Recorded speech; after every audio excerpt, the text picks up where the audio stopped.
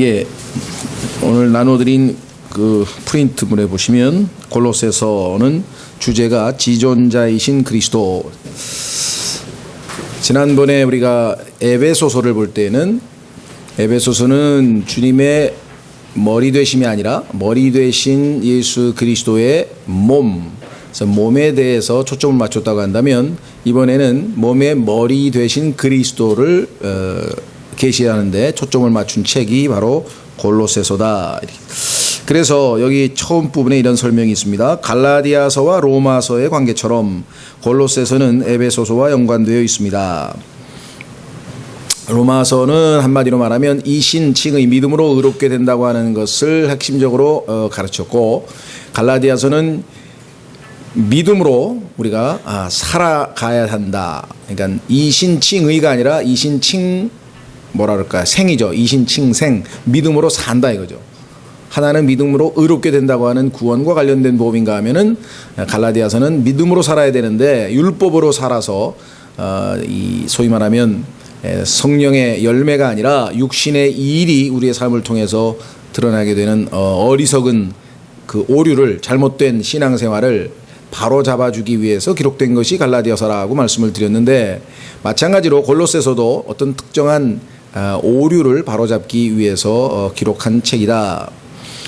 그래서 골로새서는 갈라디아서처럼 오류를 바로잡고자 기록된 서신입니다. 그 오류에 대해서는 2장에 보면은 한 대여섯 가지 나와요. 요즘에 소위 말하면 우리가 이 신학계에서 자주 언급되는 용어 중에 영지주의라고 하는 게 있고, 그 다음에 율법주의가 있고, 그 다음에 신비주의가 있고, 그 다음에 종교의식주의라는 게 있고, 그 다음에 금욕주의가 있고, 뭐 이런 율법적으로 은혜가 아닌 율법적으로 다가가는 그러한 유대교의 부산물들이라고 할 수 있는데, 또 천사 숭배라든가 무슨 신비한 체험 위주라든가 아니면 금욕을 통해서 하나님 앞에 의롭다함을 얻어보려고 하는 이런 것들을 총칭해서 우리가 이제 이 골로새서 2장에서 그와 같은 것들은 그리스도와 비교할 바 못된다 해서 그리스도가 주관이 되는 삶과 이와 같은 사상을 붙드는 것과의 차이를 명쾌하게 지적을 해주고 있죠.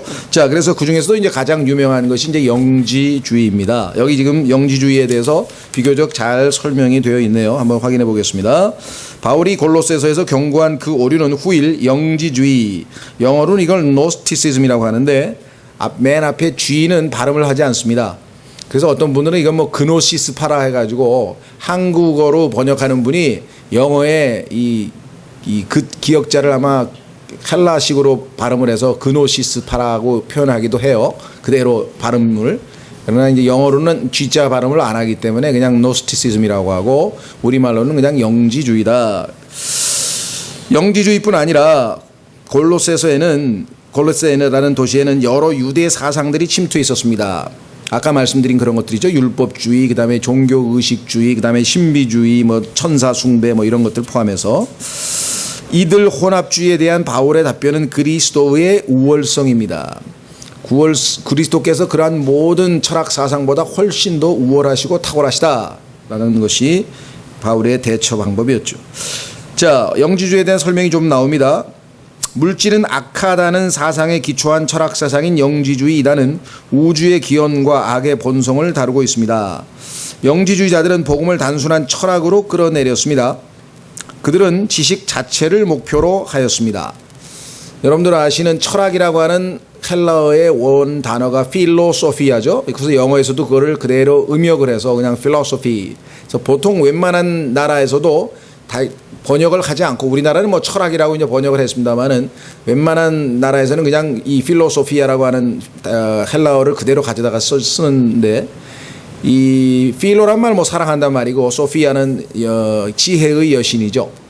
그래서 지혜를 사랑한다라고 하는 의미인데, 그 지혜가 하나님으로부터 내려오는 순수한 지혜, 즉 예수 그리스도시냐, 아니면 사람의 머릿속에서 나온 어떤 그러한 세상의 지혜냐에 따라서 달라지겠죠.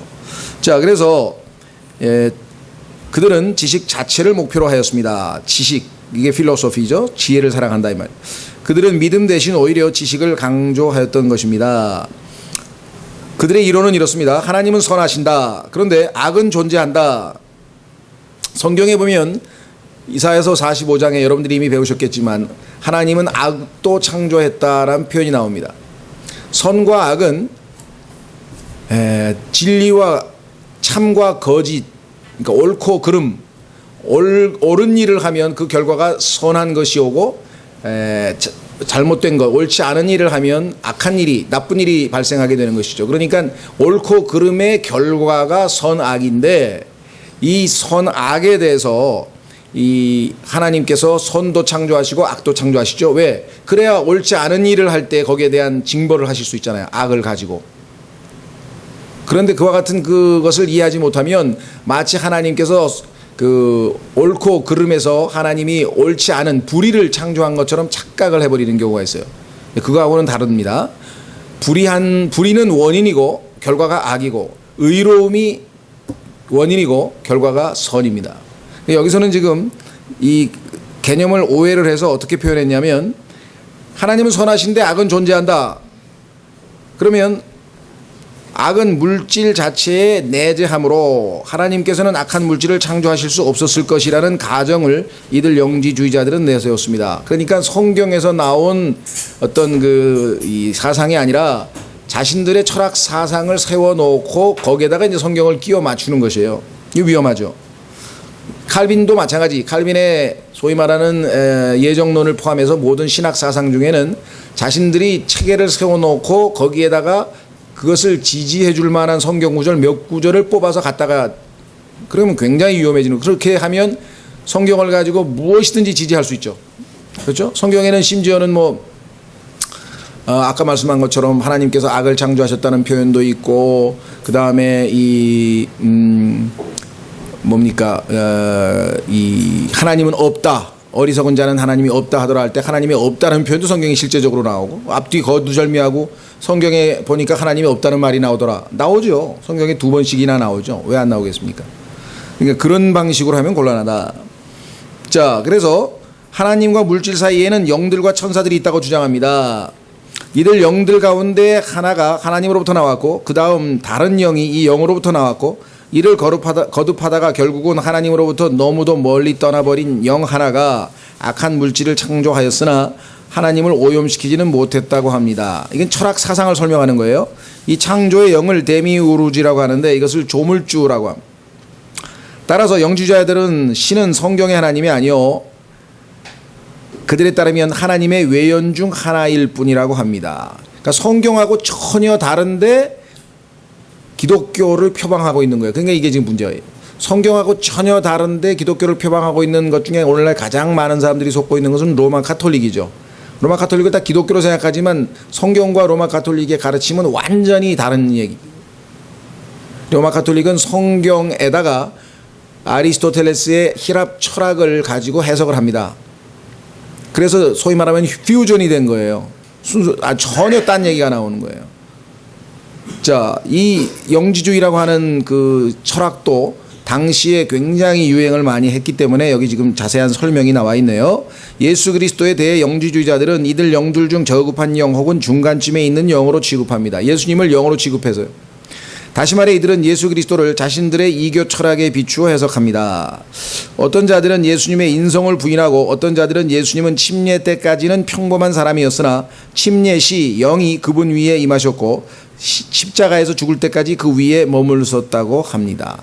그러니까 예수님은 인간인데 하나님의 영이 임시로 침례 때부터 돌아가실 때까지 머물러 있다가 하나님의 사명에 실패를 해서 십자가에서 죽으셨기 때문에 더 이상 예수 그리스도는 하나님과는 아무 상관이 없는 그런 존재에 불과하다, 이렇게 주장을 합니다.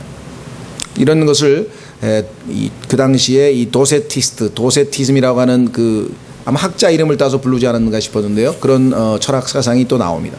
그러니까 이런 거를 조금 알아두는 거는 나쁠 건 없겠죠. 아, 이렇게들 이상하게 주장하는구나. 근데 소위 말하는 신학교에 가면 이런 거를 하나 자세하게 배워가지고 쓸데없는 데 시간을 다 보내버리는 거예요.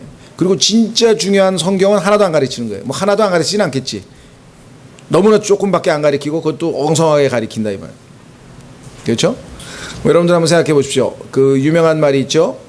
미국의 그 FBI인가요? 하여간 거기에 그 이 위패 감식 전문가가 있어요. 그 사람한테 가면은 뭐 100% 다 걸려요. 위조 달러는 다 걸리게 돼 있어요. 근데 그 사람은 위조 지폐는 쳐다도 안 봐. 위조 지폐는 볼 필요가 없어. 왜? 그 수많은 위조 지폐를 언제 다 연구합니까? 진짜 지폐에 대해서 아주 정확하게 알고 있기 때문에 딱 보면 저거는 진짜 지폐가 아니다. 그걸로 끝나는 거예요. 어떤 종류의 위조 지폐냐 이걸 뭐 굳이 알아야 될 필요가 뭐가 있겠어요. 물론 우리는 필요에 따라서 지금 이제 다음 시간에 다음 학기에 여러분들이 이제 이호진 형제님 통해서 이단들에 대해서 배울 때에는 이단들이 이렇게 가르치는데 사실 성경은 이렇게 가르치고 있습니다. 그래서 이단들의 가르침은 대조하기 위해서 우리가 보는 거지 이단들의 가르침이 뭔지 호기심으로 막 공부하는 그게 아니라는 거죠. 이단들이 어쩌다가 이런 이상한 얘기를 했을까? 성경은 이렇게 말씀하고 있는데 무슨 말이 이해가 되셨죠? 예. 자, 그래서 여기도 지금 영지주의에 대해서 뭐 제가 보기에는 좀 필요한 만큼만 설명하면 좋은데 상당히 자세하게 설명했네요. 이분은 워낙 유명한 이단이다 보니까. 자, 물질은 본질적으로 악하다는 이들의 주장은 윤리 문제에 있어 여러 가지 견해를 야기시키게 됩니다. 그래서 물질 하면은 다 나쁜 거라고 생각하기 때문에 어떤 자들은 몸은 악함으로 굴복시켜야 한다고 하여 금욕주의를 주장합니다. 그래서 육신적인 욕구 자체가 나쁘다 그래요. 근데 성경에서는 하나님께서 주신 욕구죠. 그리고 하나님께서 우리에게 그 욕구를 충족시켜 주시기 때문에 우리는 그 욕구가 충족될 때 기쁘고 감사하잖아요. 그죠? 맛있는 음식을 먹는 것도 우리가 아주 즐거워하고 감사하는 거죠. 그게 극단으로 가서 지나친 탐욕이 돼서 이제 탐식이 되면 당연히 문제가 되겠지만 반대로 이제 이런 사람을 이제 철학에서는 에세네파와 스토아학파가 있는데 스토아학파는 로마에서 나온 학파고 에세네파라고 하는 것은 유대교에서 나온 학파 중에 하나인데 어떤 사람들은 침례인 요한이 에세네 학파였을 것이다. 왜? 뭐 낙타 털에다가 무슨 뭐 꿀을 먹고 뭐 이상한 그런 짓을 했으니까 그렇게 주장하는 사람들도 있어요. 근데 뭐 밝혀진 바는 없어요.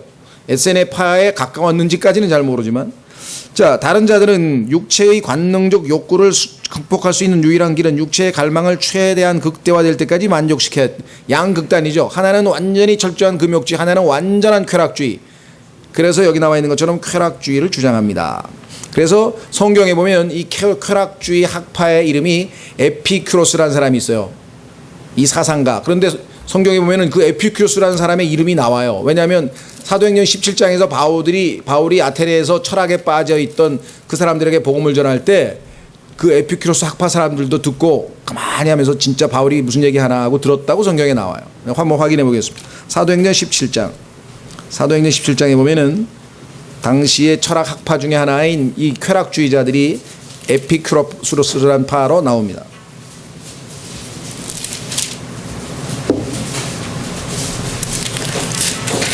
사도행전 17장 16절서부터 이게 유명한 바울의 마르스 언덕에서의 설교라고 하는데요. 마르스 언덕에서의 설교라고 하죠. 16절 보세요. 이 16절서부터 34절까지 설교 한 편을 놓고 윌버 스미스라고 하는 복음주의 이 목사 한 사람은 700페이지짜리 그것도 그냥 깨알 같은 글씨로 책을 썼습니다. 왜냐하면 여기 나오는 히랍 철학지를 다 설명한 거예요. 일일이. 그래서 그게 뭐가 잘못됐는지를 다 분석을 한 거예요. 그러니까 책이 두꺼워질 수밖에 없겠죠. 근데 참조로 우리나라에서 좀 누군가 번역을 했으면 싶은데 저보다 훨씬 철학에 대해서 능통한 사람이 했으면 좋겠다 그래서 저도 할까 말까 하다가 여태까지 안 했는데 안 팔리겠죠.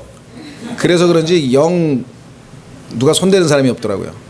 뭐 한 기다려 봐야 되겠는데. 자, 여기 보시면 이렇게 돼 있어요. 이제 바울이 아테네에서 그들을 기다릴 때 그 도시가 온통 우상 숭배에 빠진 것을 보매 그의 영이 그의 속에서 격동함으로 어떻게 하나님의 형상대로 지음받은 인간이 우상을 숭배하는가 싶어가지고 이제 막 격분했죠. 그가 회당에서는 유대인들과 독실한 사람들과 논쟁을 하고 장터에서는 날마다 자기가 만난 사람들과 논쟁을 하니라. 너희가 배우는 건 성경적으로 잘못됐어. 너희가 가르치는 것은 잘못됐다 하면서 계속 논쟁을 합니다. 그때 여기 나왔죠. 에피쿠루스 학파와 요 사람들을 아까 얘기한 영지주의자 중에서 극단적으로 쾌락주의자들이에요. 요 사람들은. 반면에 스토아 학파에 속한 어떤 사람, 스토아는 반대로 금욕주의자들이에요. 그런데 사상은 뭐냐면 물질이 악하다고 하는 영지주의에서 나왔어요. 물질이 악하니까 우리도 그렇죠. 예를 들면 어떤 사람은 그럴 거 아니에요. 몸에 나쁘니까 그건 손도 대지 마라 이런 사람이 있는가 하면 몸에 나쁘니까 없애라 먹자 뭐 이런 사람도 있을 거 아니에요. 싹 먹어 없애 치워버리자. 그런 아주 엉뚱탕퉁한 두 학파가 여기 등장해서 그를 만남에 어떤 사람들은 이르되 이 말쟁이가 무슨 말을 하고자 하느냐 하고 다른 몇 사람들은 그가 이방신들을 전하는 것자로 보인다 하니 이는 바울이 그들에게 예수님과 부활을 선포하였기 때문이라 이렇게 됐죠. 자, 그래서 뭐 여기에 대한 얘기는 지금 하려는 게 아니라 이 철학파들이 실제로 성경에 나와요. 예, 그래서 여러분들에게 지금 이 골로새서 공부에 이러한 철학에 대해서 강력한 경고를 하고 있는 것이 골로새서 2장이에요. 그 다음에 과학에 대해서 강력한 경고를 하고 있는 것이 디모데전서 6장이에요. 그리고 하나님은 성경에다가 인간이 만들어낸 가장 아주 효율적인 수단, 하나님의 말씀을 무너뜨리는 가장 효율적인 수단이 뭐냐? 그게 철학과 과학이에요. 그런데 그 철학과 과학이 오늘날 신학교를 점령해버렸어요. 그러니까 신학교에서는 하나님의 말씀을 무너뜨리는 철학과 과학을 배우는데 90%의 시간을 쓰는 거야.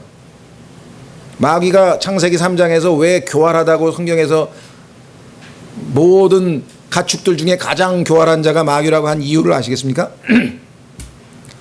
하나님이 철학과 과학은 하나님의 말씀을 무너뜨리는 도구이니까 조심하라고 성경에다 해놨는데 이 두 가지가 신학교에서 제일 많이 시간을 할애해서 가르치고 있으니 얼마나 지금 마귀가 성공한 셈이냐 그 말씀을 하고 있습니다. 자, 그래서 이 이교도 철학에 연루된 것이 바로 바리새파의 사상입니다. 그러니까 유대 종교 중에 이 히랍 사상에 말려 들어간 사상이 바로 바리새파라고 하는 것인데요. 이들은 뭐냐, 일종의 스토아 학파처럼 금욕주의를 주장한 사람이에요. 바리새 사람들은. 그래서 유대종교의 의식, 종교 의식이죠. 그다음에 즉 할례, 위생법, 명절과 금식 준수, 기타 온갖 종교 의식들이 원조 영지주의 이단과 결합되어 마치 그것이 진리인 것처럼 골로새 그리스도인들에게 제시되었습니다.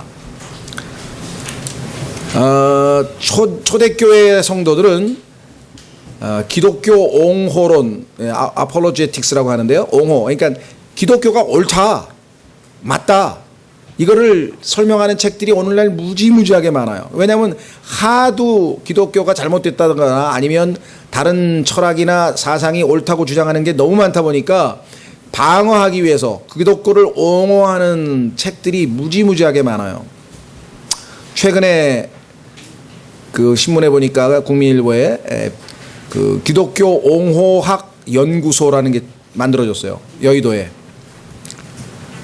그 심정도 이해가 돼. 왜냐하면 하도 사람들이 기독교가 뭔지를 모르니까 왜 기독교가 진리일 수밖에 없느냐. 그래서 철학적으로 과학적으로 진화론이 왜 잘못됐느냐. 그 다음에 뭐 이런 것들을 쭉 해서 사람들에게 설득을 시켜가지고 기독교가 진리 맞다. 그거를 납득시키기 위한 뭐 그런 의미에서는 의미가 있는 것이죠.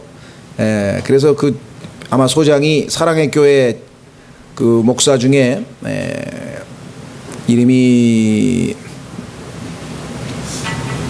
이름을 잊어버렸네. 하여간 책 하나를 썼는데 그 책 제목이 변증의 달인이라는 뜻이에요. 이 변증이라고 하는 말이 기독교 옹호라는 뜻이거든요. 변증의 달인. 그래서 이름이 뭐더라? 안신대.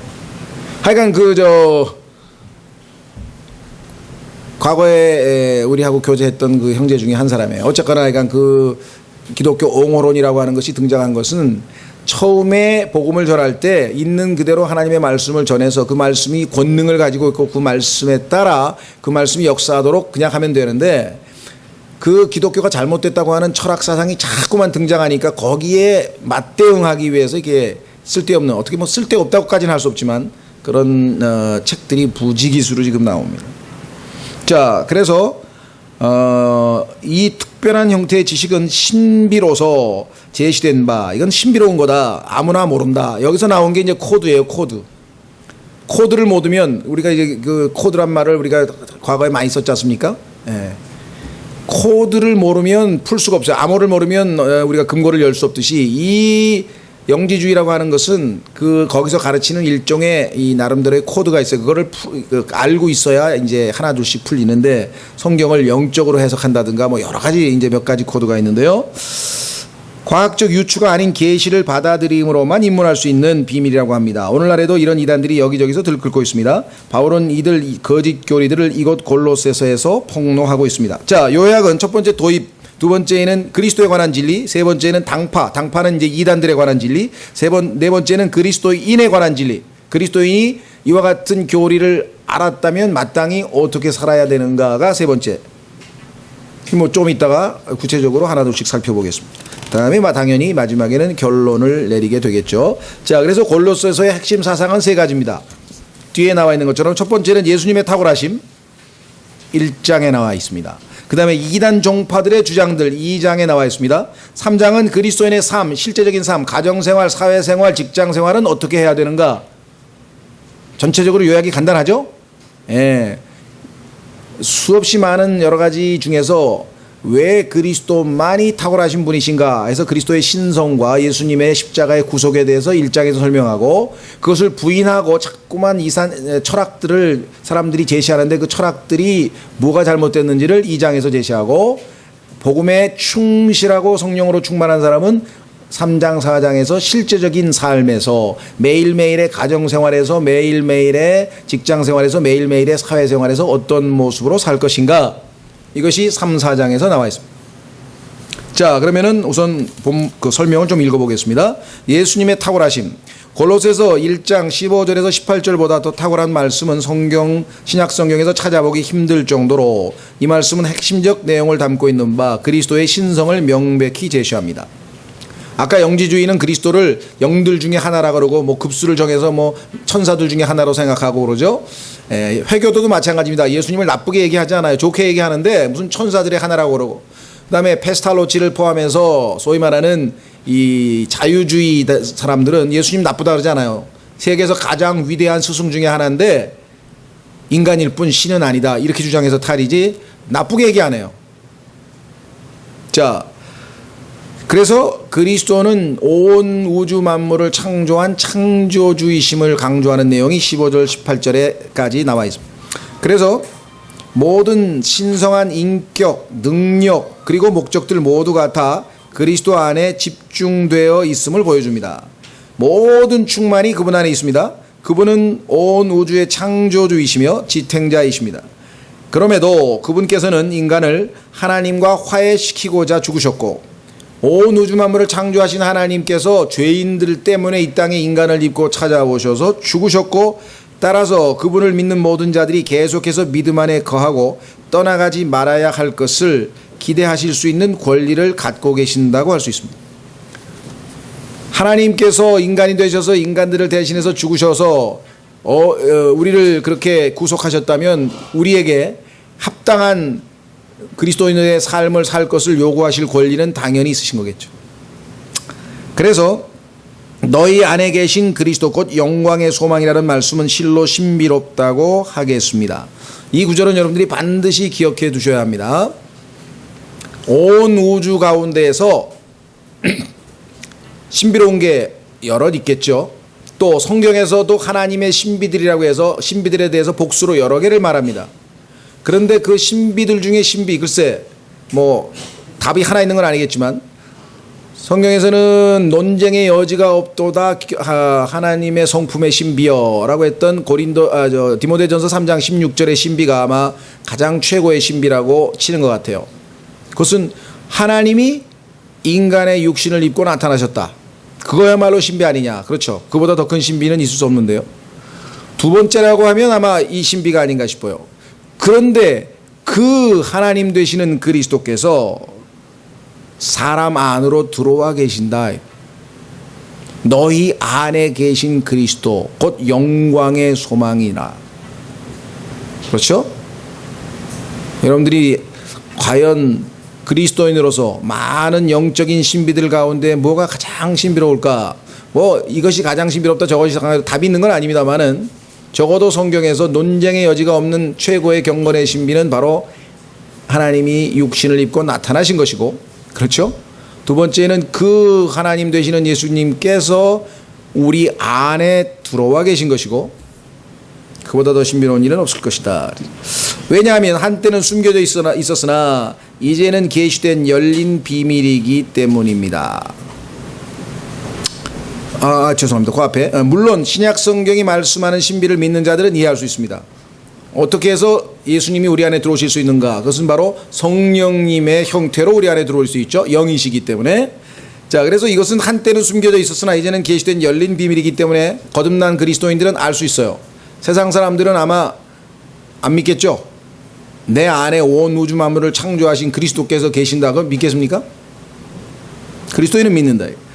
다만 거기 띄시고 다만 이 진리는 특별한 계시 없이는 알 수 없었을 것입니다. 하나님께서 계시를 해 주셨으니까 우리가 알 수 있었죠.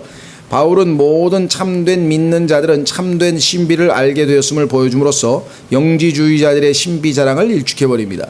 영지주의자들이 말하는 그 소위 말하는 신비하고 성경이 말씀하시는 이 위대한 신비하고는 전혀 차원이 다르죠. 자, 그래서 두 번째로 이단 종파들의 주장들에 대해서 폭로하는 내용이 2장에 나와 있다 그랬죠. 이 세상에는 신성한 계시에 인간의 논리를 덧붙이려는 사람들이 늘 있어 왔습니다. 바울은 골로새인들에게 지식 추구주의에 대해 경고합니다. 신앙이 지식으로 접근해야 되면 맞습니다. 왜냐하면 엉터리로 모른 채로 감정이나 의지로만 신앙생활할 수는 없는 거니까. 그래서 성경에 보면은 항상 마음으로 깨달아야지, 일단 understanding, 깨달아야 되는 것이 맞고, 성경에서 하나님에 관한 지식을 알아야 된다고 얘기하지만 그 지식 자체가 목표는 아니죠. 그 지식을 통해서 예수님을 알기 위한 거죠. 예수님에 관한 지식이니까. 어떤 사람이 철학과 헛된 속임수로 너희를 노력하지 못하도록 조심하라. 이 구절을 주님께서 명백하게 철학이란 용어를 썼는데도 불구하고 왜 소위 말하는 신학자들이 철학에 의해서 그렇게 많이 비진리적인 이야기들을 하는지 모르겠어요. 수없이 많은 신학자들이 이 철학 사상가 얘기를 많이 도용은 아니고 인용을 하고, 그러면 좀 자기가 굉장히 박식한 것처럼 보이는 것처럼 생각이 되나 봐요. 그렇죠? 반면에 철학을 공부하되 형제들을 돕기 위해서 철학을 공부하신 분들도 있어요. 왜냐하면 우리나라도 우리나라지만 서양 같은 경우는 처음에 일단 학교에 가면은 어렸을 때부터 소위 말하면 그리스 철학을 포함해서 기독교 사상, 이게 이제 소위 말하면 성경에 나와 있는 일부 내용과 히랍 철학, 아리스토텔레스의 히랍 철학을 섞어서 기독교라고 하는 철학을 만들어서 가르칩니다. 왜냐하면 기독교 문화권이잖아요, 서양이라는 게. 그래서 쭉 가르쳐요. 그냥 몸에 배어 있어요. 그래서 이 사람들은 대학교에 가도 신학이라는 게 교양 과목에 들어가 있습니다. 신학, 인간학, 철학 이런 거는 다 필수 교양 과목이에요. 그러다 보니까 이 사람들에게 그 철학 사상을 통해서 또는 신학을 통해서 배운 것들이 진리와 어떻게 다르냐, 무엇이 참 진리냐를 설명해 주려면은 누군가 사역자들 중에서 철학에 능통한 사람이 필요한 것이에요. 왜냐하면 이미 철학에 다 물들어 있으니까. 그러니까 이 사람들에게 복음을 전하려면 그 물들어 있는 것을 벗겨내야 될 거 아니에요. 그렇죠? 예, 그래서 그 일을 가장 효과적으로 한 사람들이 몇 사람 있어요. 그 중에 이제 C.S. 루이스라든가 프란시스 셰퍼라든가 이런 분들은 서양의 그런 철학으로 물들어 있는 젊은이들이 그것이 성경적으로 왜 문제가 있고 잘못됐는지를 깨닫는데 이런 사람들의 도움을 받죠. 그러니까 정말 그런 동기로 이런 사람들을 돕기 위해서 철학을 공부한다는 것은 정말 희생적이고 형제 사랑인데, 그게 아니라 그 철학을 가지고 성경을 해석해서 마치 대단한 학자인 것처럼 보이기 위해서 했다. 이건 심각한 문제예요. 많은 사람들을 빗나가게 만드는 것이죠. 그래서 그것을 지식 추구주의라고 합니다. 여기 나와 있죠. 지식 추구주의. 뒤이어 하나님께서는 바울을 통해 그리스도인의 믿음의 단순함에 종교의식을 덧붙여야 한다는 가르침을 표현합니다. 그러니까 성경 플러스 철학, 성경 플러스 종교의식, 자꾸만 뭘 하나 덧붙이려고 그래요. 몰몬경도 그렇죠. 성경 플러스 몰몬경, 하나씩 덧붙인단 말이에요. 자꾸만. 자, 그런데 율법 의식, 율법에 나와 있는 여러 종교 의식은 그림자에 불과하며 실제가 온 이상 그림자는 없어진 것입니다. 예수님이 오셨으면 예수님이 실제이신데, 그렇죠? 그림자가 왜 중요하냐? 음식의 그림자는 배고픈 사람을 배부르게 못하며, 음식이 배부르게 하지 음식의 그림자 갖고는 어떻게 사람이 배부르겠냐 이거. 열수의 그림자는 죄수를 감옥에서 해방시킬 수 없습니다. 종교적 그림자들 역시 하나님과의 화평을 가져다 주지 못합니다. 구약의 유대교에서 했던 모든 명절을 지키는 거라든가 율법이라든가 이런 모든 종교 의식은 예수 그리스도께서 다 성취하셨기 때문에 이제는 예수 그리스도를 믿음으로 자유함을 얻고 죄로부터 자유함을 얻고 해방을 얻는다. 그래서 천사들에 관한 영지주의자들의 주장에 대해 바울은 자신들이 체험했다고 주장하는 것들에 대해 이야기하나 그럼으로써 그리스도는 완전히 놓치고 말았다고 지적합니다. 천사가 성경에 보면 분명히 존재합니다. 그런데 성경에 보니까 천사에는 하나님의 천사가 있고 마귀의 천사가 있어요. 그런데 그것도 구분하지 못한 채 막 천사하면 다 좋은 거로 착각을 하면 마귀의 천사가 얼마나 쉽게 사람을 속일 수가 있겠습니까? 그렇죠? 그래서 천사를 보았다든가 뭐 이런 것들이 대단한 신비체험인 것처럼 유대교인들은 막 했단 말이죠. 예. 그래서 그런 것들에 대해서 그리스도가 훨씬 천사보다 뛰어나다. 히브리서에 보면 나오죠. 근데 어떻게 그리스도는 놔두고 천사의 마음을 빼앗기냐 이렇게 경고하고. 오늘날도 마찬가지입니다. 뭐 무슨 기도원에 갔는데 뭐 무슨 뭐 하얀 도포 입은 사람이 나타나가지고 뭐 말을 걸었느니 뭐 손을 얹고 뭐 내 아들아 뭐 사랑한다 했느니 뭐 아주 이상한 얘기들을 많이 하시는 분들이 있는데 성경은 제껴놓고. 자, 마지막으로 기독교는 어떤 규례나 규율이나 금식이나 육체적 형벌 같은 그 어떤 것으로부터 아무런 유익을 얻지 않음을 선언합니다. 금욕주의. 그렇죠? 예. 이런 것들은 완전함보다는 교만함을 생산해낼 뿐입니다. 40일 금식을 한 목사다 나는. 그래서 순복음교회에서는 40일 금식을 안 한 목사는 목사 취급을 안 해준대요. 그러니까 목숨 걸고 40일 금식하다가 죽은 사람도 있고 38일째 쓰러져 가지고 중환자실에 쓸려간 사람도 있고. 성경에 40일 금식 안 하면 목사 아니란 말은 어디 있으며 예수님께서 40일 금식했다고 하는 그 사건이 나왔지 우리 보고 40일 금식을 하라고 추천한 데는 또 어디 있으며. 예를 들면 자, 세 번째는 그리스도인의 삶입니다. 이거 이제 중요하죠. 우리가 성경대로 믿는 그리스도인을 자처하면서 교리를 많이 배우는데 우리가 배운 만큼 실천을 못하다 보니까 사람들이 실망했다는 소리를 많이 해요. 성경을 엄청 많이 하셔서 아주 행실도 대단히 경건하시고 그럴 줄 알았는데 보니까 아니더라. 그럼 뭐 실망할 거 없습니다. 순서대로 할 뿐입니다. 교리를 배웠으니까 교리를 배운 만큼 하나 둘씩 실천에 옮겨 나가는 것 뿐이고 아직 영적으로 성숙이 덜 됐을 뿐이지 우리는 방향은 바로 잡았습니다. 근데 교리는 하나도 안 배우고 밤낮 무슨 경건하려고 무슨 영적인 종교심을 가지고 하는 그거는 오히려 헛된 거 아닙니까? 너무 교만하게 물리치지도 말고 수용을 하되 받아들이되 우리 노력을 하고 있다. 그 방향으로 나가려고 한다. 자, 그리스도인의 삶 보시면 바울은 늘상대로 이 서신의 끝부분에서 실제적 이슈를 다루고 있습니다. 합당한 믿음은 합당한 행실을 가져오기 때문입니다. 자, 확인해 보겠습니다. 갈라디아서 5장 6절. 갈라디아서 5장 6절에 보면 믿음은 행위를 가져오게끔 돼 있어요. 믿음과 행위는 결코 따로 떨어져 있는 것이 아니에요. 갈라디아서 5장 6절. 예수 그리스도를 여러분이 믿기로 작정했죠? 언젠지 모르지만 어떤 사람은 10년 전에, 어떤 사람은 20년 전에, 어떤 사람은 뭐 15년 전에 그 순간에 우리 안에 예수 그리스도의 믿음이 주어졌습니다. 하나님께서 주셨어요. 그런데 그 믿음은 어떤 종류의 믿음이냐? 갈라디아서 5장 6절. 예수 그리스도 안에서는 할례나 무할례나 아무 효력이 없으되 오직 사랑으로 일하는 믿음뿐이니라. 이 믿음은 사랑으로 일하는 믿음입니다. 가만히 있는 믿음이 아니죠.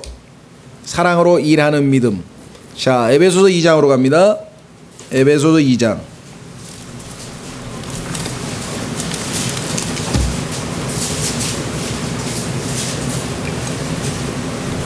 늘 말씀드립니다마는 복음주의자들 또는 구원을 받은 분들 또 하여간 나는 분명히 믿음으로 은혜로 구원받았다 이런 분들이 가장 선호하는 아주 또 잘 알고 있는 성경 구절이 에베소서 2장 8절과 9절이라 그랬어요. 너희가 믿음을 통해 은혜로 구원을 받았나니 그것은 너희 자신에게서 난 것이 아니요 하나님의 선물이니라. 행위에서 난 것이 아니니 이것은 아무도 자랑하지 못하게 하려 함이라. 여기까지 굉장히들 암송을 잘 하고 감송 카드도 보통 여기까지만 나와 있어요. 근데 사실은 10절을 우리가 주목해야 돼요. 왜? 10절을 보시면 우리는 그분의 작품이요 그리스도 예수님 안에서 선한 행위를 하도록 창조된 자들이니라. 거듭나서 재창조, 새로운 창조가 우리 안에 있었는데 엄마 뱃속에서 창조된 거 말고 새로운 창조가 있었는데 그 창조의 목적은 뭐냐? 선한 행위라 그랬어요. 하나님께서 그 선한 행위를 미리 정하신 것은 우리가 그 행위 가운데서 걷게 하려 하심이니라. 예수님을 믿기 전에는 행위가 구원에 아무런 도움이 안 되고 오히려 방해가 되지만 일단 믿고 구원을 받은 사람은 그 믿음이 우리로 하여금 사랑으로 행위하도록 일하도록 역사한다. 자, 그래서 다시 돌아오시면 여기 나와 있는 말씀이 그 말씀입니다. 합당한 믿음은 합당한 행실을 가져오기 때문입니다. 진정으로 그리스도와 함께 일으켜진 그리스도인으로 예수님이 부활하셨을 때 우리도 함께 부활했는데 자신의 애착을 위에 있는 것들에 둔다면 우리가 믿음으로 우리의 애착, 이 애착이라고 하는 단어는 영어로 affection이라는 단어인데 개념을 조금 이해하셨으면 좋겠어요. 성경에 보면 사람에게 감정을 일으킬 때 사람이 갖고 있는 감정의 종류가 두 종류예요. 하나는 이제 패션이라는 게 있는데 여러분들 패션 오브 크라이스트라고 하는 영화도 있었죠. 패션이라고 하는 것은 열정이라고 하는 말도 되고 고통이라고 하는 말도 되는데 이 열정은 어떤 열정이냐면요. 외부의 자극에 의해서 감정이 솟구치는 거예요. 그렇죠? 그것을 지속적으로 자극하기 위해서 계속 선전을 하는 거예요. 광고들은 다 뭡니까? 아주 그냥 기가 막히게 멋진 자동차가 이렇게 딱 나오고 막 멋진 여자가 옆에 딱 서 있고 옆에 그냥 맨션 멋진 집이 딱 있으면은 사람들로 하여금 아 나도 저거 갖고 싶다라고 하는 그런 감정을 욕구를 불러일으키는 거잖아요. 그렇죠? 예. 그러니까 외부의 자극에 의해서 순간적으로 즉흥적으로 팍 일어나는 그런 감정 이걸 패션이라 그래요. 그래서 성경에서 이것을 정욕이라고 번역한 데도 있어요. 너희가 청년의 정욕을 피하라. 그렇죠? 그런 분위기가 있는 곳에 가면은 자동적으로 자극을 받고 그냥 그런 패션이 일어난다는 것이에요. 이렇게 되면은 쉽게 우리는 죄의 노예로서 죄가 시키는 대로 하는 거예요. 이게 얼마나 아주 우리에게는 치명적인 것인가. 마귀는 이 패션을 불러일으키기 위해서 끊임없이 우리에게 외부 자극을 줍니다. 뭐 신문, 라디오는 말할 것도 없고 더 자극적인 거 요즘에 막 더 화려하고 더 자극적인 거로 계속 우리로 하여금 자극을 받아도 바로 감성을 자극하는 거예요. affection이라고 하는 것은 내부에서 하나님의 말씀에 의해서 내부에서 일어나고 있는 어떤 사랑의 감정이에요. 그래서 이거는 흔들리지가 않아요. 그래서 우리의 이 애착이 affection이 땅에 있으면 안 되고 하늘에 있는 것들에 있을 때에는 우리가 신앙생활에서 승리할 수 있다. 자, 어쨌거나 여기 나와 있는 그 표현이 바로 애착을 위에 있는 것들에 둔다면 비록 악한 현 세상에서마저도 이 세상에서 악한 세상에 살면서도 어떤 상황에서도 죄송합니다. 우리의 애착이 하늘에만 가 있으면 어떤 상황에서도 그리스도의 생명을 드러낼 수 있습니다. 그리스도인의 개인적 삶은 순결과 사랑으로 특징 지어져야 합니다. 두 번째, 영적인 삶에 있어서는 마음으로부터 노래를 부르면서 하나님의 말씀이 흘러나와야 됩니다. 그리스도인의 모든 행동은 그분의 이름에 의해 지배받아야 합니다. 세 번째, 가정생활에 있어서는 아내와 남편, 자녀와 부모의 역할을 그대로 감당하여 그리스도를 빛내야 합니다. 직장생활에서는 그리스도인은 고용인이든 피고용인이든 간에 주인이든 종이든 간에 상대방의 권리를 존중해 주어야 합니다.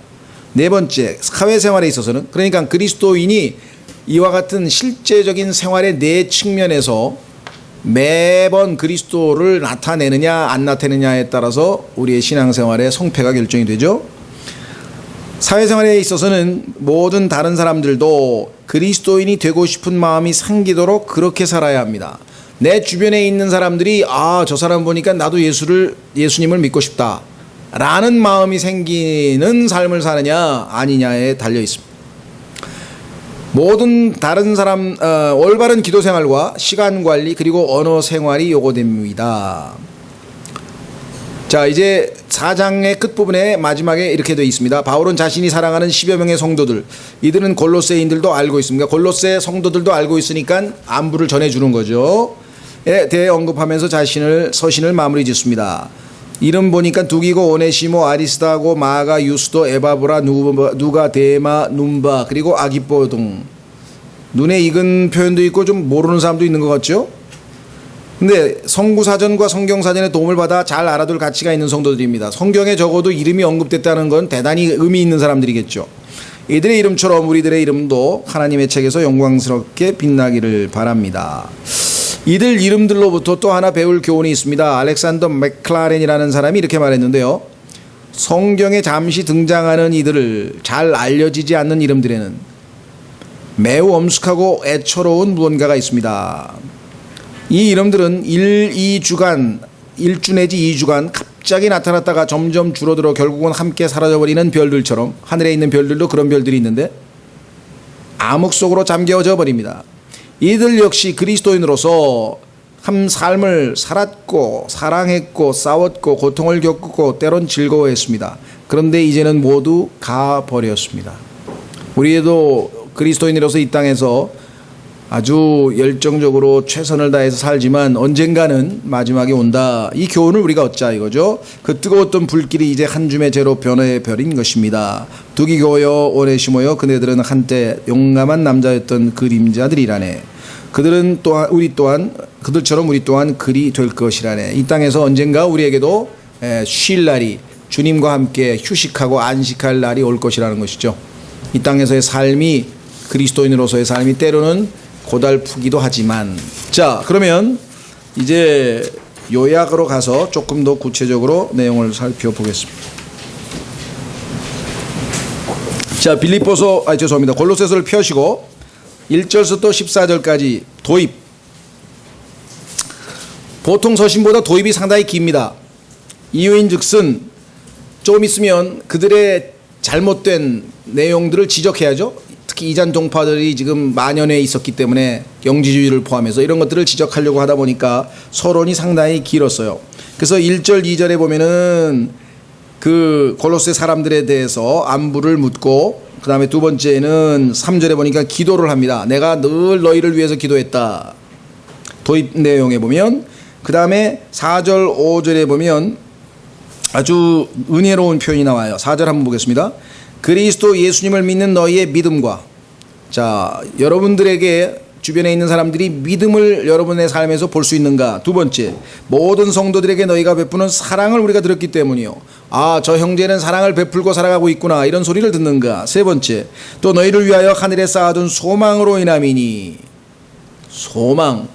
자, 여기 나와 있는 게 믿음, 사랑, 소망. 고린도전서 13장에 나오는 그것이고 데살로니가 전서에도 나오는 믿음의 행위, 사랑의 수고, 소망의 인내.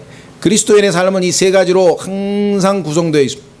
믿음의 삶을 살 때 그러나 믿음만으로는 부족합니다. 왜냐하면 때로는 사랑의 수고를 해야 될 때가 있어요. 그런데 사랑의 수고를 하다 보면 지치고 쓰러질 때가 있죠. 소망의 인내가 필요하다. 자, 그래서 그리스도인의 삶의 원칙을 세 가지를 제시했습니다. 6절에 가면 복음이 어떻게 잘 전해졌는지 이 복음이 온 세상에 있는 것 같이 너희에게 이르렀으며 너희가 그것을 듣고 진리 안에서 하나님의 은혜를 안 그날부터 너희 안에서도 열매를 맺는 것 같이 열매를 맺는도다. 이 얘기를 했죠. 7절과 8절은 동료 사역자인 에바브라를 포함해서 그들이 어떻게 하나님의 사역을 하는지에 대한 설명을 합니다. 그리고 이제 9절서부터 14절까지 자신의 향후 전망을 이야기해요. 그래서 9절서부터 보면 이렇게 되어 있죠.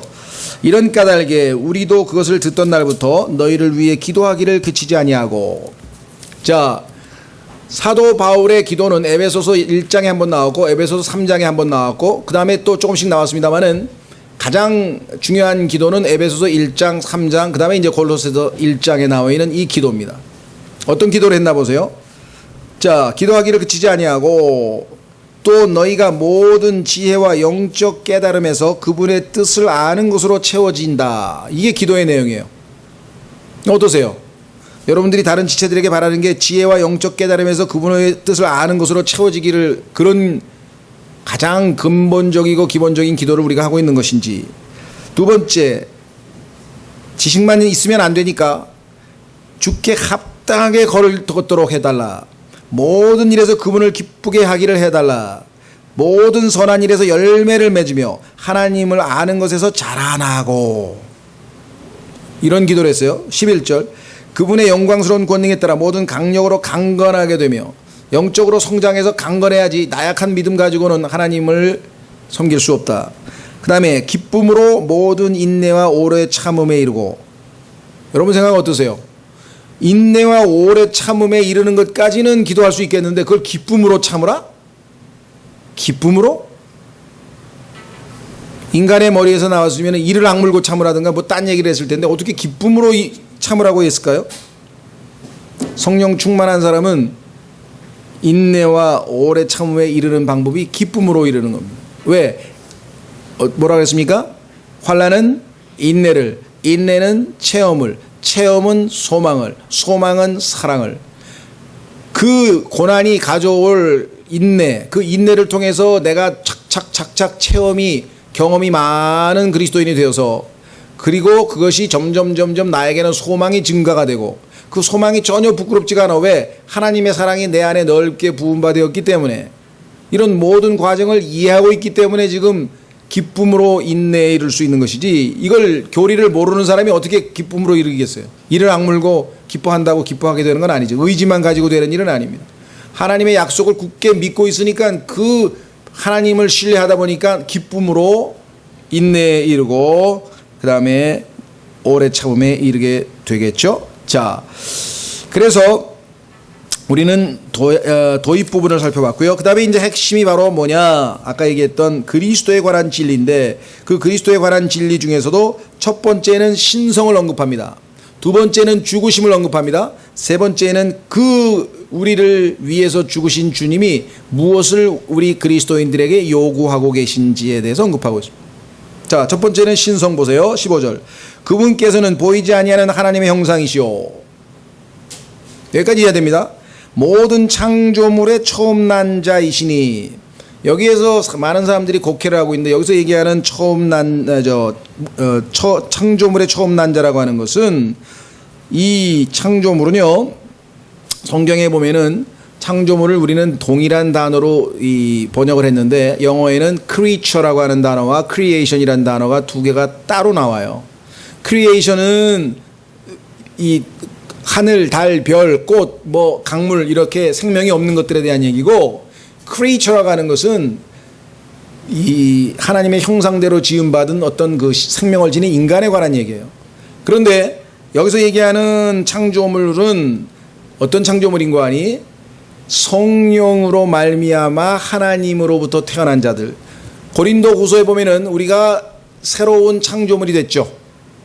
그렇죠? 그런데 예수님은 엄마 뱃속에서부터 어떻게 태어났어요? 성령으로 말미암아 태어나셨잖아요.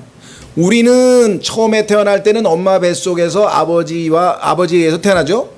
그런데 나중에 예수 그리스도를 믿을 때에 성령으로 말미암아 새로운 창조물이 되잖아요. 그런데 그 새로운 창조물의 첫 번째가 누구냐? 예수님은 바로 엄마 뱃속에서부터 창조물로, 하나님의 창조물로. 그래서 여기서 창조물의 처음 난 자라 그랬어요. 그렇죠? 그래서 로마서 8장 29절로 가시면 확인해 보겠습니다. 로마서 8장 29절에 가시면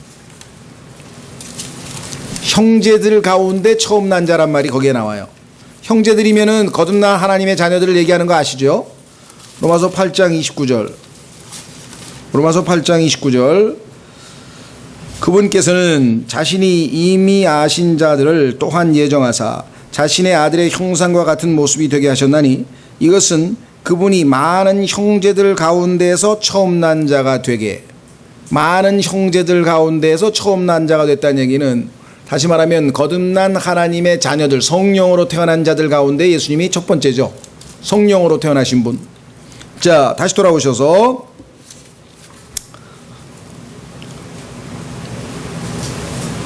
처음에 예수 그리스도의 신성에 대해서 이제 설명합니다. 16절. 이는 그분에 의해 모든 것이 창조되었기 때문이라. 창세기 1장 2절에 보니까 하나님께서 예수 그리스도와 성령님과 창조 작업을 하셨을 때 그 수단이 바로 말씀이었던 예수님이셨죠. 자, 하늘에 있는 것들과 땅에 있는 것들, 보이는 것들과 보이지 아니하는 것들, 곧 왕좌들이나 통치자들이나 정사들이나 권능들이나 모든 것이 그분에 의해 창조되고 그분을 위하여 창조되었노라.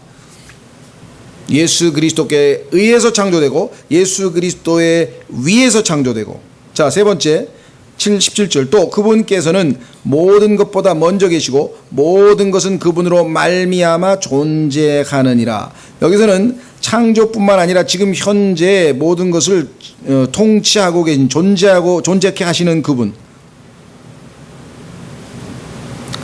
자, 동일한 표현이 히브리서 1장에 나와 있죠. 히브리서 1장에 가면은 권능의 말씀으로 이 세상을 붙들고 계신 분이 예수 그리스도로 나와요. 그러니까 예수님께서 지금 이 모든 것을 존재하게 하지 아니하시면 그냥 하루아침에 다 사라져버릴 수도 있어요. 해가 내일 아침에 안 뜰 수도 있다고. 지금 이 말씀에 의해서 지금 우리는 주님께서 이 땅에 오시기 전까지는 해가 뜨고 또 저녁이 오고 아침이 오고 한다는 사실을 하나님의 약속을 통해서 알고 있죠. 히브리서 1장 2절. 이 마지막 날들에는 자신의 아들을 통하여 우리에게 말씀하셨으며 그분을 모든 것의 상속자로 정하시고 또 그분으로 말미암아 세상들을 만드셨느니라. 3절. 하나님의 영광의 광채시요 그분의 정확한 형상이시며 자신의 권능의 말씀으로 모든 것을 떠받치시는 이 아들께서는, 자신의 권능의 말씀으로 이 우주 만물의 모든 것을 운행하고 계시는, 떠받치고 계신 분이 바로 예수 그리스도시다. 그것이 골로새서 1장에도 반복되어 있죠. 다시 돌아옵니다.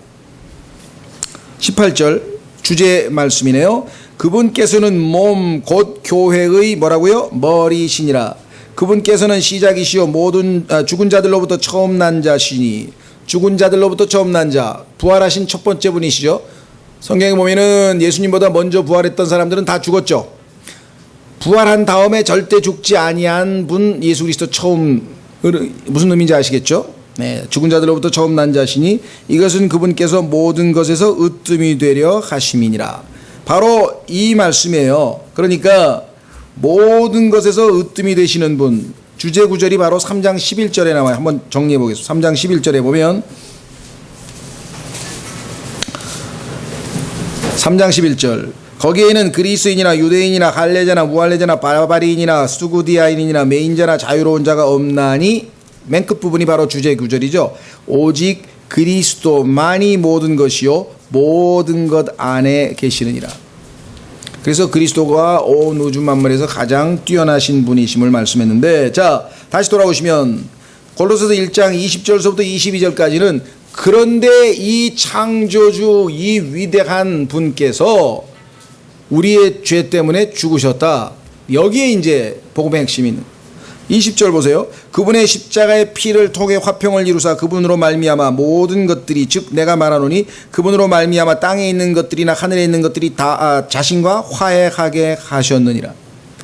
죄인들만 하나님과 화해한 게 아니라 이 땅에 반역을 한 모든 영적인 존재들은 마찬가지. 그 다음에 이 땅도, 피조세계, 창조세계조차도 다 나중에 저주에서 풀려나서 하나님과 화해하게 되는 것이죠. 그렇죠? 자, 그래서 20절서부터 22절까지는 주님의 죽으심이 갖는 의미를 설명합니다. 21절. 한때는 너희가 사악한 행위들로 인해 멀리 떨어져 너희와 생각 속에서 원수가 되었으나 이제는 그분께서 죽음을 통해 자기 육체의 몸으로 화해를 이루사 너희를 그분의 눈앞에서 거룩하고 흠없고 책망할 것이 없는 자로 제시하려 하셨으니. 우리를 지옥에 보내지 아니하고 하늘나라로 보내는 게 목적이 아니라 그것은 결과일 뿐이고 하나님의 목적은 우리를 정결하게 깨끗하게 흠없게 해서 하나님이 그 아들을 예수님과 같이 변화된 우리 모습을 보고 기뻐하시기 위해서 우리를 구원하셨다. 이렇게 성경은 말씀. 자, 따라서 23절서부터 24절이 아니고 29절로 고치십시오. 여기 빠져 24절로 되어 있죠. 시에. 그리스도의 요구 24절 3절서부터 29절까지입니다. 그래서 우리가 마땅히 어떠한 삶을 살아야 하는지가 쭉 나와 있어요. 이것은 뭐 이미 여러 번 반복했기 때문에 다시 반복하지는 않겠습니다. 자, 두 번째 2장 1절서부터 23절은 당파, 이단들에 관한 진리인데요. 첫 번째는 우리 자신이 먼저 진리를 체험해야 된다. 그래서 1절서부터 그리스도인은 어떤 존재고 그리스도는 누구시며 기독교는 어떤 것인가를 일단 1절서부터 7절까지 쭉 설명을 합니다. 여기에 대해서는 우리가 이미 잘 알고 있는 내용들인데요. 자, 반복하지는 않고 오늘 우리가 초점을 맞추려고 하는 것은 무엇이냐? 우리는 거짓을 폭로해야 하는데 그 폭로해야 될 거짓이 여기 네 가지가 나와 있어요. 여러분과 저도 그리스도인으로서 성경과 다른 거짓을 받아들이고 있는, 속고 있는 우리 주변에 있는 그리스도인들이 너무나 많기 때문에 그들에게 폭로라고 하는 것은 무슨 부끄러움을 주기 위해서가 아니라 그들을 바르게 인도해 주기 위해서. 그렇죠? 여러분들이 만약에 어떤 사람이 차를 타고 같이 타고 가는데 막힌 도로로 가다 보면 길이 없는 쪽으로 가. 그거 그대로 둘 수는 없잖아요. 글로 가면 목적지에 다다르지 못하잖아요. 그러니까 그게 아니고 글로 가면 안 되고 일로 가야 된다고 우리가 바로 잡아줘야 되는 역할을 해야 되겠죠. 쉽지 않아요. 왜냐하면 자존심도 있고 그러기 때문에 사람들이 들으려고 하질 않습니다. 그렇죠. 그래서 성경에서 에베소서 4장 15절에 진리를 사랑으로 말하라. Speaking the truth in love. 왜? 여러분과 제가 그 사람을 진정으로 사랑하기 때문에 정말 돕고 싶다. 그래서 할 수 없이 잘못됐다고 얘기를 하면 들을 때는 기분 나빠도 그 올바른 영이 그의 영과 보이지 않는 가운데 역사해서 나중에 집에 가서라도 자기가 반성을 하든 뭔가 깊이 생각할 수 있는 여력이 있어요. 근데 여러분과 제가 교만한 영으로 바보 같은 자식 그것도 몰라 이런 멍청한 놈 하면서 막 그런 식으로 잘못된 영으로 잘 가르쳐 줘보고 아주 뭐 명쾌하게 설명을 해봐야 그래 어쨌다는 건데 그거 어쨌다는 건데 그래가지고 기분 나빠서 안 한다 관심도 안 가진다. 그렇죠. 중요합니다. 왜 우리가 복음을 열심히 전했는데 상대방은 그렇게 이해를 못하는가?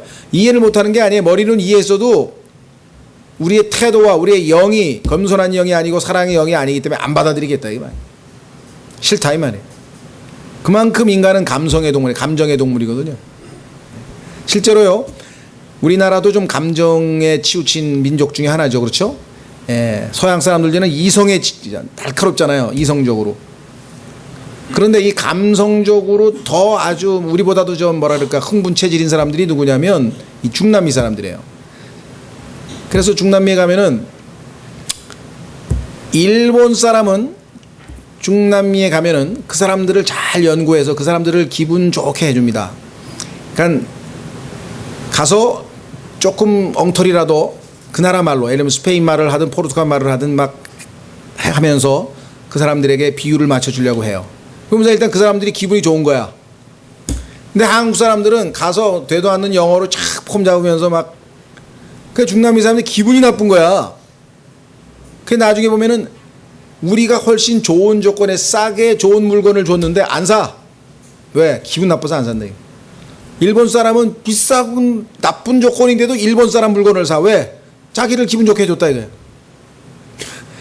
우리가 생각할 때는 이런 사람들은 바보죠 사실은. 이 장사하는데 그렇게 하면 안 되죠. 그래도 중남미 사람들의 기질은 그런 기질이 좀 있다는 거예요. 그냥 그거를 이용을 하는 거죠. 비유를 맞춰주는. 그죠? 예. 네. 그만큼 사람은 이 아주 감정의 동물이거든요. 그래서 우리가 복음을 전할 때든 성경을 가르칠 때든 킹제임스 성경에 대해서 얘기하던 이 바보 멍충아 이게 맞잖아 뭐 이렇게 해가지고는 안 통한. 잘 인내하면서 반박할 수 있어 다 듣고 어떻게든 그렇죠? 자, 그래서 첫째는 뭐냐? 기독교는 세속적 이성에 달려 있다. 그러니까 이런 주장이죠. 기독교는 이성 기독교는 철학을 포함한 세속적 이성에 달려있다고 주장하는 내용들, 여기 보면 철학이란 말이 8절에 나오죠. 이것은 아니다. 기독교는 철학이 아니다. 이게 사상이 아니다. 이게. 그렇죠. 왜? 기독교는 예수 그리스도지. 내가 곧 진리라 그랬죠. 예수님이 가르친 어떤 내용이 진리가 아니라 내가 곧 진리잖아요. 예수 그리스도, 성경에 말하는 진리는 인격적인 진리를 얘기하는 거죠. 그렇죠? 어떤 사상을 얘기하는 게 아니다. 그 다음에 두 번째는 여기 주일 예배라고 잘못 표현했는데 죄송합니다. 거기 기독교는 잡다한 의식에 달려있다. 예를 들면 유대교에 보면은 명절도 지켜야 되죠. 그 다음에 뭐 그 종교 의식이 여러 가지가 있잖아요. 기독교도 보면은 요즘에 로마 가톨릭 같은 경우에는 처음 시작할 때 보면 뭐 앉았다가 일어났다가 뭐 무릎 꿇었다가 뭐 외했다가 막 흔들었다가 뭐 하여간 복잡하잖아요. 근데 기독교는 비교적 그런 게 좀 덜 하지만 무슨 부활절이라든가 특별한 일 있으면은 막 목사님이 가운 입고 나오고 좀 이렇게 절차가 상당히 복잡하죠. 유대교는 과거에 더 심했어요. 근데 하나님께서 성경에서 그리스도인들에게 종교 의식은 아니지만 그래도 의식처럼 보이는 게 딱 두 가지예요. 그것은 뭐냐? 침례죠. 그렇죠? 그 다음에 주의 만찬. 그 두 가지가 종교 의식은 아닙니다만은 주님께서 우리에게 특별한 의미가 있기 때문에 하라고 했습니다. 자, 침례라고 하는 것은 내가 그리스도가 십자가에 달리셨을 때 나도 그분과 함께 죽었다. 그래서 장사 지내고 그분이 부활할 때 나도 같이 부활했다라고 하는 기독교의 핵심 진리를 상징하기 때문에 침례를 받으라 그랬어요. 구원을 받는 데는 아무 의미가 없어요. 왜? 그건 그 침례를 받았다고 해서 이 사람이 갑자기 하나님의 자녀가 되고 거듭나느냐? 그건 아니죠. 온전히 마음으로 믿어 의에 이르고 거듭나지만 그 거듭난 사람이 다른 사람들에게 나는 거듭난 사람입니다. 그래서 나의 옛사람은 죽었습니다. 그래서 나를 물속에다가 장사 지내는 겁니다. 그리고 물속에서 나오면서 나는 이제 새 사람입니다. 나의 옛사람은 죽었고 장사 지냈고 이제는 죄에 대해서 세상에 대해서는 죽었고 의에 대해서 하나님께 대해서 산자로 지금 다시 태어납니다. 이미 태어났습니다. 근데 그거를 여러분들에게 알리는 것뿐입니다. 이 간증한다 이 말. 반면에 주의 만찬은 그리스도께서 나를 위해 죽으신 거야. 이해가 되세요? 침례는 내가 그리스도와 함께 죽었다는 것을 상징적으로 보여주는 것이라고 하면 주의 만찬은 그리스도께서 나를 대신해서 죽으셨다라고 하는 것을 보여주는 이 두 가지만 허용이 되는데 그 이외에도 뭐 온갖 여러 가지 의식, 그것은 의미가 없다. 세 번째, 기독교는 특별 계시를 추구한다. 여기서 얘기를 특별 계시라고 하는 것은 뭐냐면요, 천사와 관련된 얘기입니다. 한번 보겠습니다. 골로새서 2장 18절. 뭐 환상을 봤다든가 음성을 들었다든가 여러분들 그런 얘기 엄청 듣죠? 옛날에 무슨 뭐 포천에서 뭐 무슨 그저 막 뱃속에다 뭐 암덩어리를 꺼내내 마내내 하고 뭐 난리를 쳤던 그 무슨 김계화 여자 원장인가 그 사람도 간증을 다가 얼핏 들어보니까 하늘에서 갑자기 기도하는 중에 음성이 들려와가지고 너는 뭐 주의 사역자가 되라 뭐 그랬다는데, 하나님 말씀에 성경에서 여자는 주의 목사가 되면 안 된다고 써놓으신 분이 자기의 말씀에 모순되게 하늘에서 음성을 들려줄 리가 있겠습니까? 그렇죠. 그런 음성을 들으면 속았구나 이거 안 된다 하고 오히려 차단해야지. 그러니까 음성을 들었다든가 환상을 보았다든가 뭘 이상한 그런 것들의 꿈에 뭐 나타났다든가 막 이런 거, 그게 다 잘못됐다는 건 아니에요. 하나님께서 개인적으로 특별하게 하실 수도 있어요. 그렇지만 그거를 다른 사람들에게 이야기하고 뭐 그게 대단한 것처럼 하는 건 벌써 그건 아니에요. 정말 그런 체험을 한 바울은 안 해. 얘기를 안 해. 그런데 할 수 없이 고린도 후서에서 셋째 하늘에 갔다 온 얘기를 하나님이 쓰라 그래서 할 수 없이 썼어요. 쓰고 싶어 쓴 게 아니라. 그렇죠? 그 이외에도 바울은 엄청난 체험을 했어요. 왜? 사도이기 때문에 사도들의 표적들이 따라다녔어요. 사도 바울의 에이프론, 앞치마만 만져도 다 병이 낫고 했잖아요. 그런 성경에 나오죠. 그러니 개인적으로 얼마나 많은 체험을 했겠어요. 근데 그런 건 일체 얘기를 안 합니다. 자, 그래서 여기 골로새서 2장 18절에 아무도 꾸며낸 겸손과 천사 숭배로 너희를 속여 너희 보상을 빼앗지 못하게 하라. 봤다, 들었다, 뭐 나타났다, 뭐 주님이 뭐 내 사랑하는 아들아, 뭐 너는 주의 종이 되거라, 뭐 그런 소리를 뭐 누가 뭐 방언을 했는데 해석을 해줬다, 통역을 해줬다, 번역을 해줬다. 여기에 말려들면은 신앙생활은 끝입니다. 철저하게 성경으로 확인해서 하나님 말씀에 입각한 것만 수용해야. 네 번째, 기독교는 여기 엄격한 규례라고 하는데 더 하나 보세요. 더 엄격한.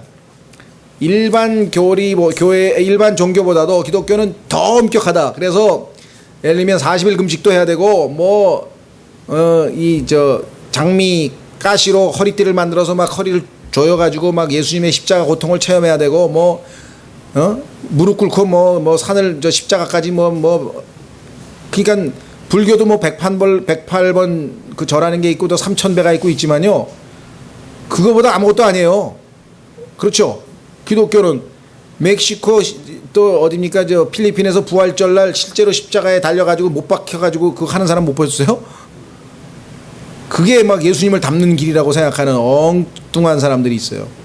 그런 금욕주의는 아니다. 이것을 여기서 비판했습니다. 자, 그 다음에 마지막으로 그리스도인에 관한 진리는 뭐냐? 그러면 그리스도의 신성과 죽으심에 입각해서 성경적 진리를 고수하고 이런 거짓들에 대해서 단호하게 배격하는 그리스도인이라고 한다면 매일매일의 삶은 어떻게 해야 되는가? 자, 중요합니다. 3장으로 넘어가서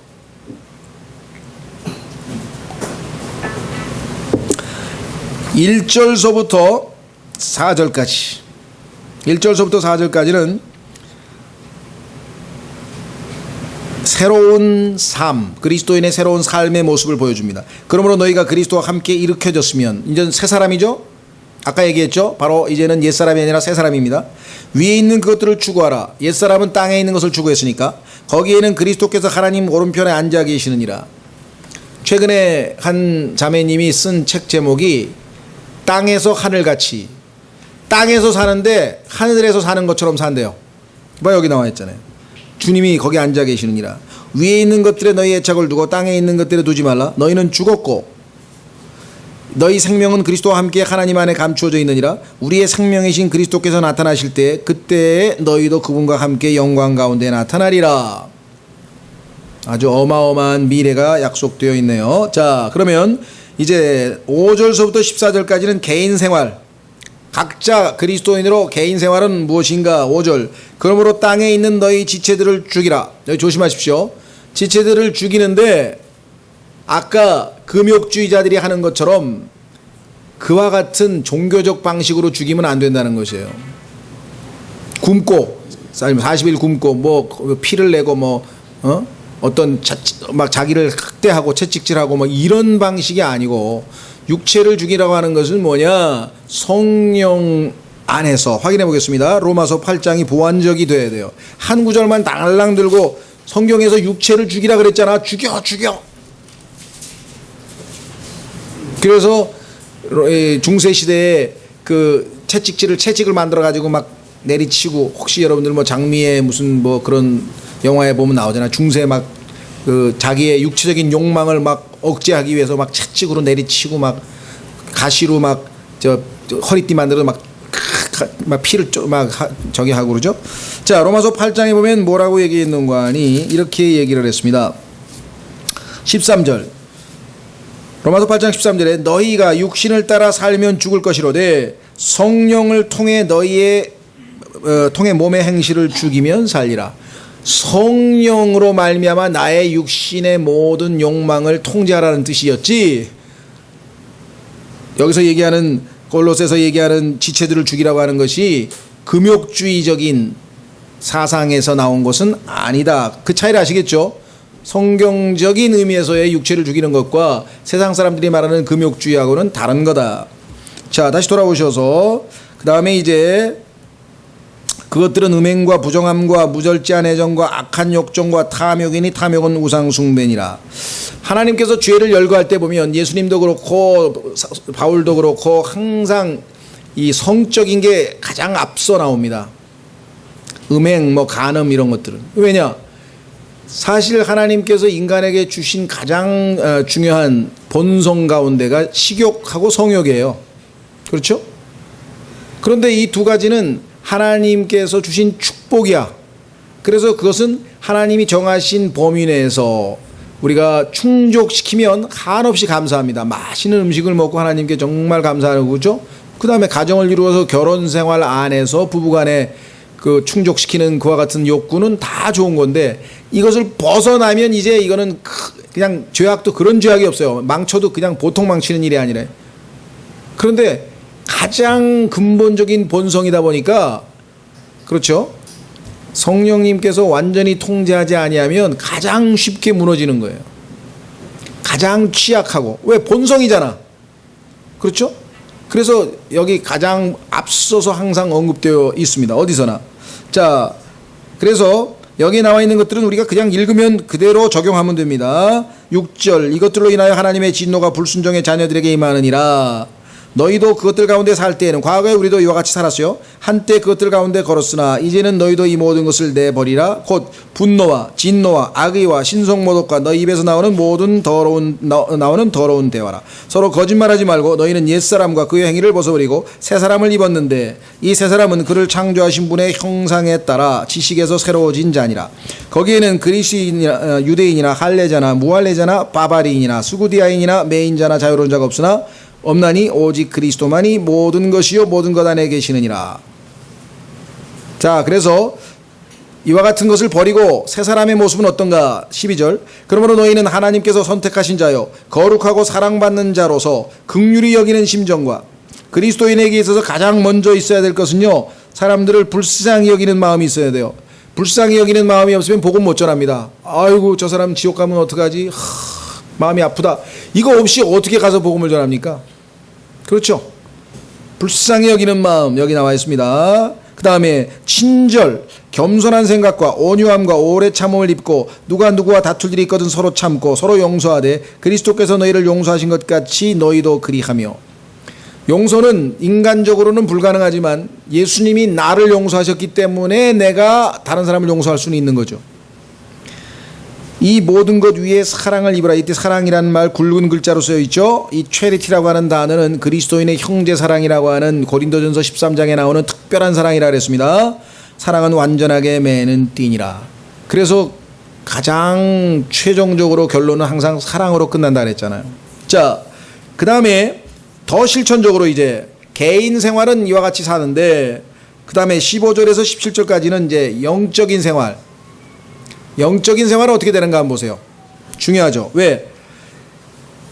일상에서 나의 생활뿐만 아니라 하나님과의 관계에서는 어떻게 되는가. 15절, 하나님의 화평이 너희 마음속에서 다스리게 하라.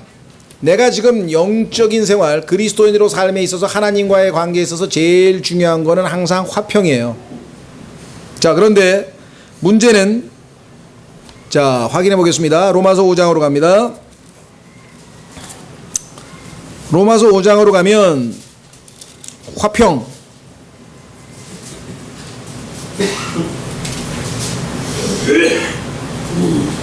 찾으셨습니까? 로마서 5장 1절에 우리가 믿음으로 의롭게 되어 우리 주 예수 그리스도를 통해 하나님과의 화평을 누리는도다. 자, 하나님과의 화평, 영어로 하면은 peace with God이에요. peace with God.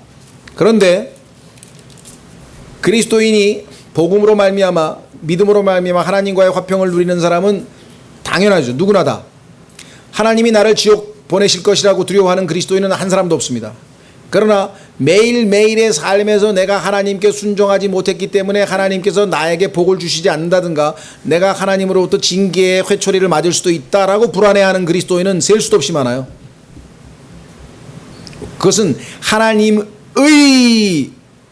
peace of God, 하나님의 화평이 없어요. 자, 골로새서 돌아와 보세요. 15절, 하나님의 화평이죠. 하나님과의 화평이 아니라는 거예요. 이해가 되세요?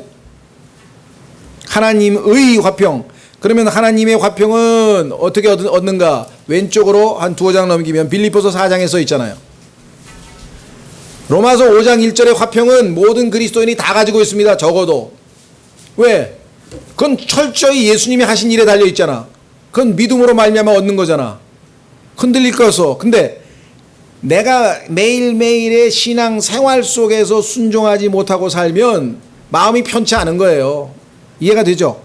또 불안해, 근심이 있어, 걱정이 있어. 어떻게 하면 좋지? 어떻게 하면 좋지? 그러면 마음의 평안은 사라져버리잖아요. 그래서 어떻게 평안을 되찾을 수 있는가? 그 비결이 빌립보서 4장 6절에서 8절에 나와 있죠. 뭐라고 되어 있습니까? 첫째, 아무것도 염려하지 말라 이거야. 하나님께 죄를 지었는데요. 자백하면 될 거 아니야. 그렇죠? 자, 아무것도 염려하지 말라. 두 번째, 오직 모든 일에서, 예외 없습니다. 모든 일에서 기도와 간구로 너희가 요청할 것을 감사와 더불어 하나님께 알리라. 여기까지만 하면 7절은 하나님이 책임지시는 거예요. 뭐라고 책임지시는가? 그리하면 모든 이해를 뛰어넘는 하나님의 the peace of God 의 화평이 너희 그리스도 예수님을 통해 너희 마음과 생각을 지키시리라. 자, 그래서 골로새서도 하나님과의 관계에서 제일 중요한 거는 내가 하나님과 with God이 아니고 하나님의 화평이 내 마음을 주장해야 돼요. 자, 다시 돌아옵니다. 너희도 그 화평에 이르도록 한 몸 안에서 부르심을 받았으니 감사하는 자가 되라. 16절 그리스도의 말씀이 너희 속에 모든 지혜로 풍부히 거하게 하여. 하나님과의 영적인 생활은 말씀이 풍성해야 돼요. 오늘날 교회들에서 말씀이 너무나 빈약하게 가르치기 때문에 다 굶겨 죽이는 거예요. 예수님께서 뭐라고 말씀하셨습니까? 내 양을 치라, 내 양을 먹이라, 내 양을 먹이라 하는데 교회 가서 먹었다는 느낌이 전혀 안 든다 이게. 교회 가서 내가 영적으로 배부르다, 나는 많이 먹었다, 정말 흡족하다, 이게 없다 이 말이에요 지금 교회들에서. 왜? 말씀들을 제대로 안 가르치니까. 자, 그래서 여기 나와 있죠. 뭐라고 했습니까? 말씀이 풍부히 하게 하여 시와 찬송가와 영적 노래로 서로 가르치고 훈계하며 너희 마음속에서 은혜로 주께 노래하고 또 너희의 말이나 행위로 무엇을 하든지 모든 것을 주 예수님의 이름으로 하며 그분을 힘입어 하나님과 아버지께 감사를 드리라. 이것이 바로 15절서부터 17절까지의 그리스도인의 영적 생활입니다. 자, 이 개인 생활과 영적 생활이 잘 이루어지는 사람은 그 다음에는 수평적 관계, 즉 옆에 있는 이웃과의 관계가 회복되기 시작해요. 하나님과의 관계가 먼저 회복되지 않고는 옆에 있는 수평 관계는 절대 회복되지 않습니다. 그래서 순서가 나와 있는 것이에요. 개인 생활, 영적 생활, 그 다음에 자, 첫 번째는 뭐냐? 부부 관계입니다. 18, 19절 아내들아 남편들아. 그 다음에는 20절, 21절 자녀들아 아버지들아. 가족 관계죠. 그 다음에 22절 종들아. 그 다음에 어디 있습니까?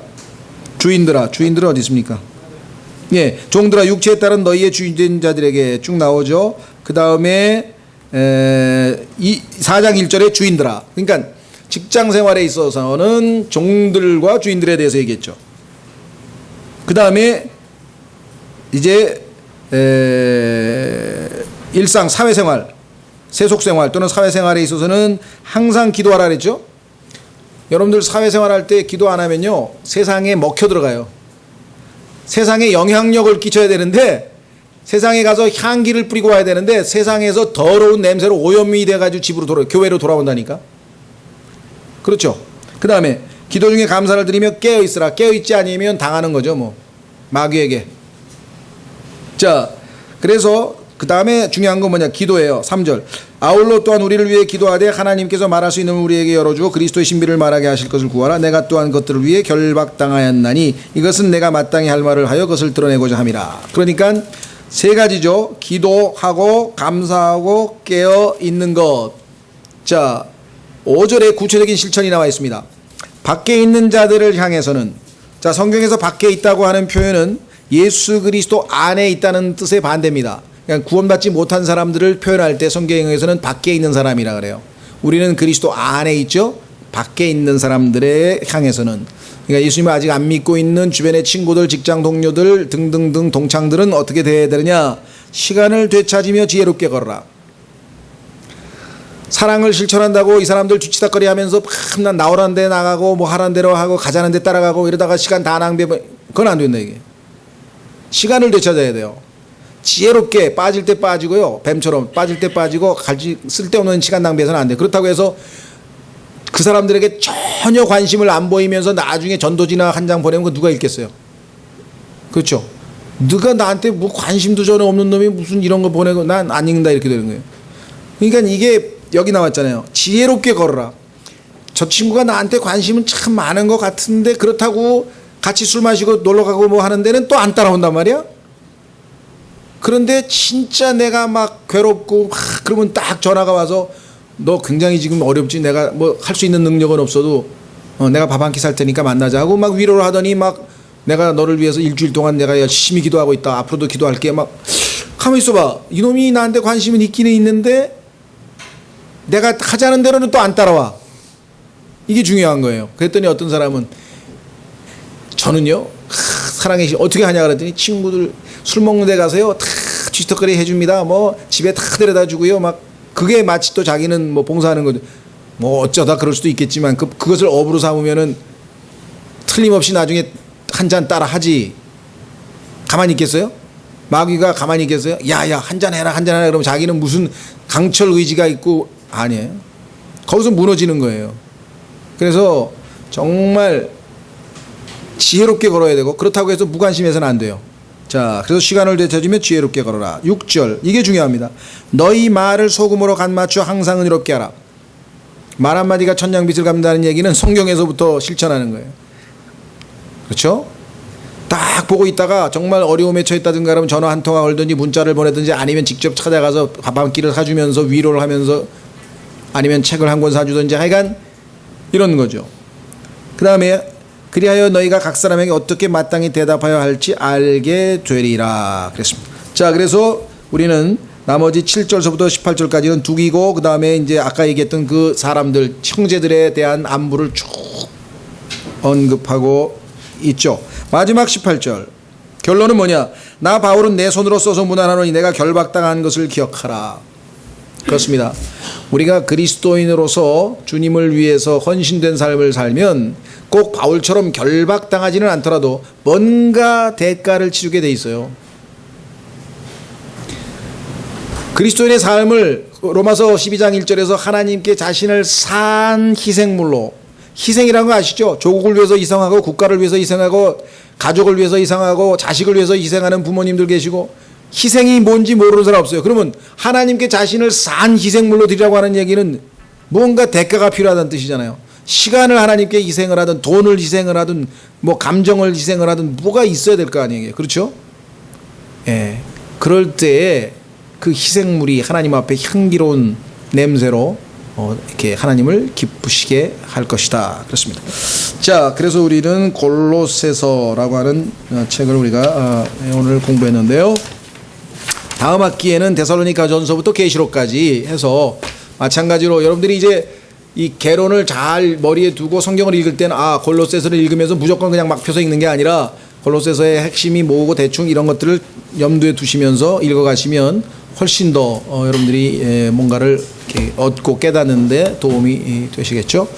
예, 한 학기 동안 하여간 수고하셨고 여름 잘 지내시고 다시 9월 1일 날 여러분들 다시 만나겠습니다.